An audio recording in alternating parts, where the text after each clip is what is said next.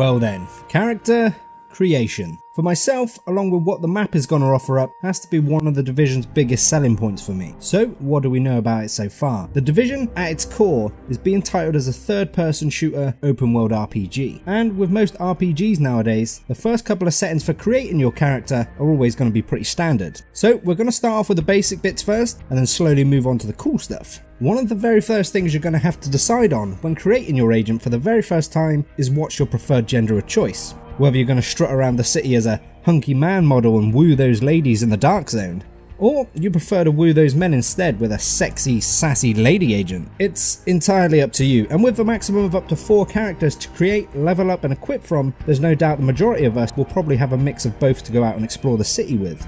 We know you'll have the ability to change the shape and general body appearance. Whether this will be accomplished by a simple slider scale we can just adjust to our preferred size and look as we please, or potentially be a couple of presets to choose from like skinny, medium or large. It's not yet confirmed. I could see this being a cool little asset to take advantage of when it comes to the PvP side of the game, as if your character of choice were to be quite small in stature, then evading incoming fire from cover is going to work pretty well in your favour. Next is skin colour. Again, basic stuff to start off with. We'd expect to see this in the creation menu, and it just then allows you to further tweak your character to the exact way you want them.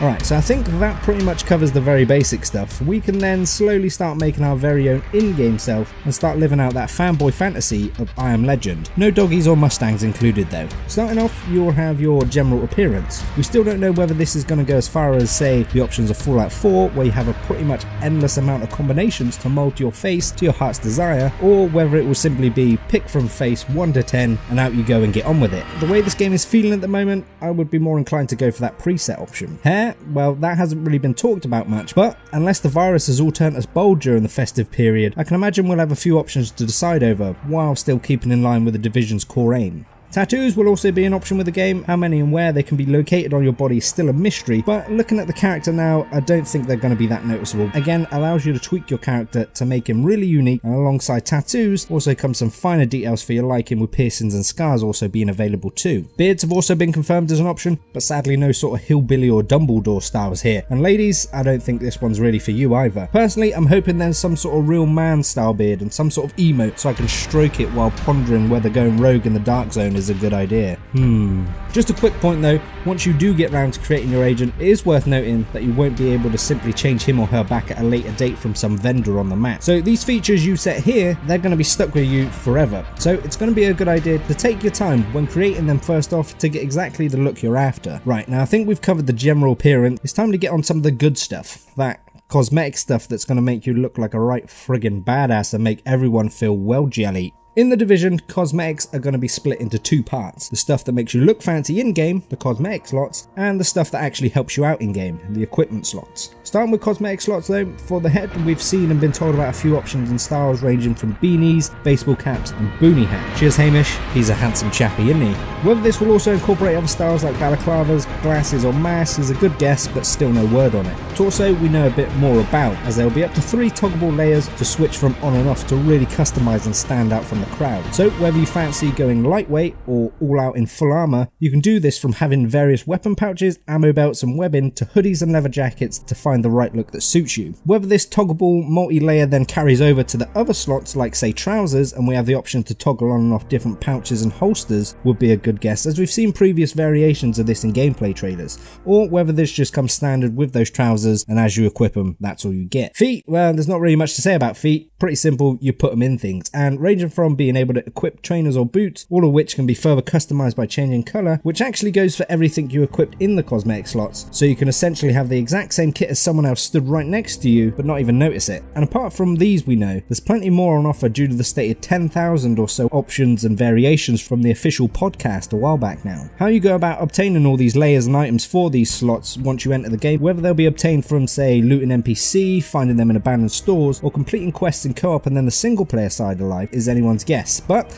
the latest intelligent annex regarding Dark Zone level, it states you gain superior equipment when leveling up. Whether this was aimed at just the skills, perks and talents of the game, or could possibly cross over into the character creation to give you some awesome gear. And we also found out from the latest Intelligent Annex as well that the skills you equip to your agent will also be visually represented. So whether you're going to go all out for a more cosmetic look, or whether you're going to go for a more practical approach and use them skills to your advantage when it comes to PvP and engagements. Whatever the case, with so many options and so many ways to apply it, it's going to be very hard to run into someone looking exactly the same way, and if you do, well, you can just shoot him in the face, can't you? Have that, you little scallywag. Right, the last on the list then, the equipment slots. These work slightly different to the cosmetics, and unlike cosmetic slots, will require changing up from time to time as you progress and level up throughout the world. So upon equipping these slots with specific items, they'll potentially give you either a buff or a nerf depending on the stats they carry. For example, let's say you're in the dark zone and you find a set of level 10 gloves. You equip them and they could give you a 25% increase in reload time for all your weapons, but the downside could be, if any, 10% reduction time in switching from a primary weapon to a sidearm, and so on. The variations could potentially be endless, and it'll be up to you to find that sweet spot of stats that complements your playstyle, from going heavy armor and slow to quicker movement and high DPS. These equipment slots though will be available on a wide variety of kit and include stats that will increase the capacity of go bags and damage resilience from wearing a higher level of body armor. I don't know how it will affect the gas mask, perhaps being able to stay in a contaminated or dark zone for an increased time, depending on how good your mask is, and by leveling it up you get to stay in there for a little bit longer, with the potential then to extract more loot or carry out more quests.